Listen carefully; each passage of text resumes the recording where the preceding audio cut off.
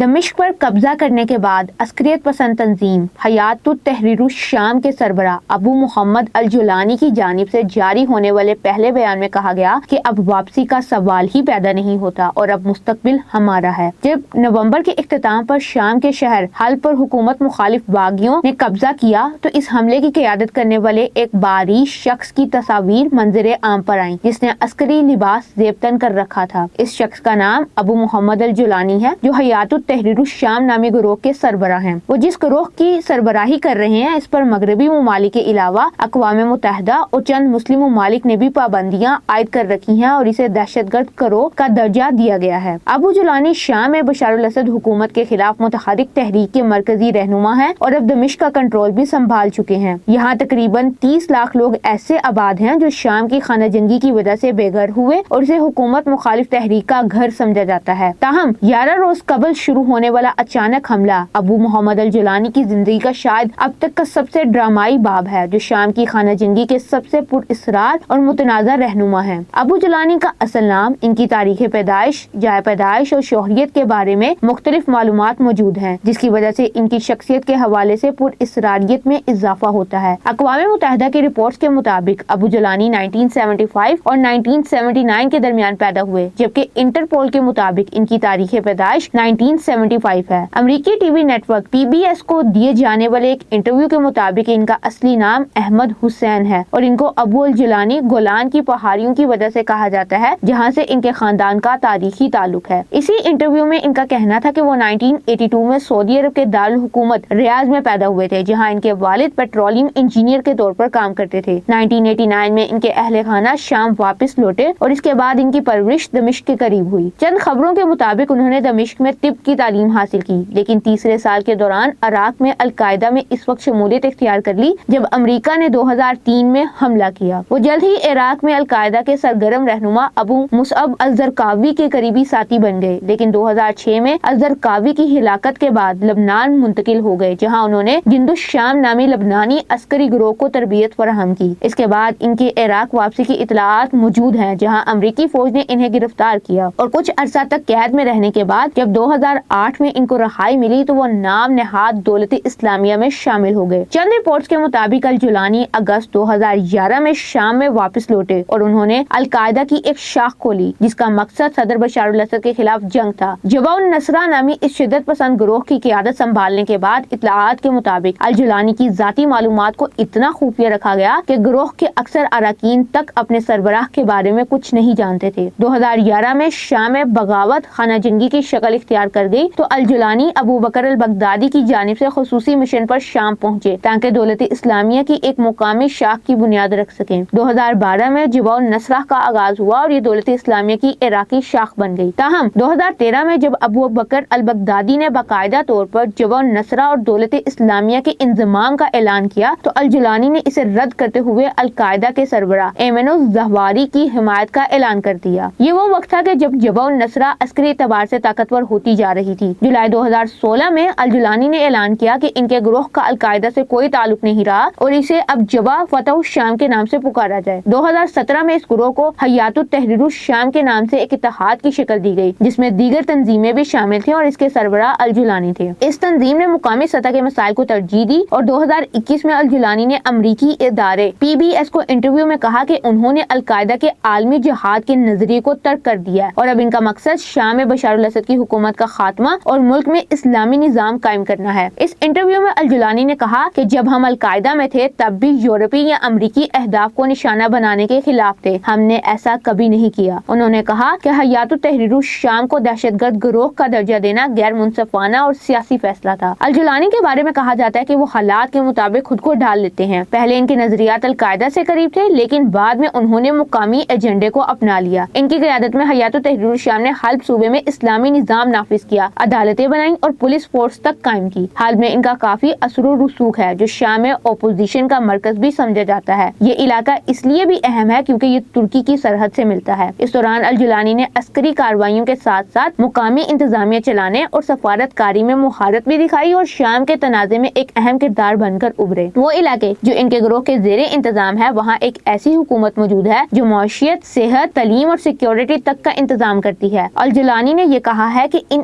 علاقوں میں اسلامی حکومت ہے لیکن دولت اسلامیہ کے نظریات کے تحت نہیں۔ امریکی حکومت الجولانی کو دہشت گرد قرار دیتی ہے اور ان کی گرفتاری کے لیے معلومات فراہم کرنے پر $10 ملین کی انعامی رقم کا بھی اعلان کر رکھا ہے۔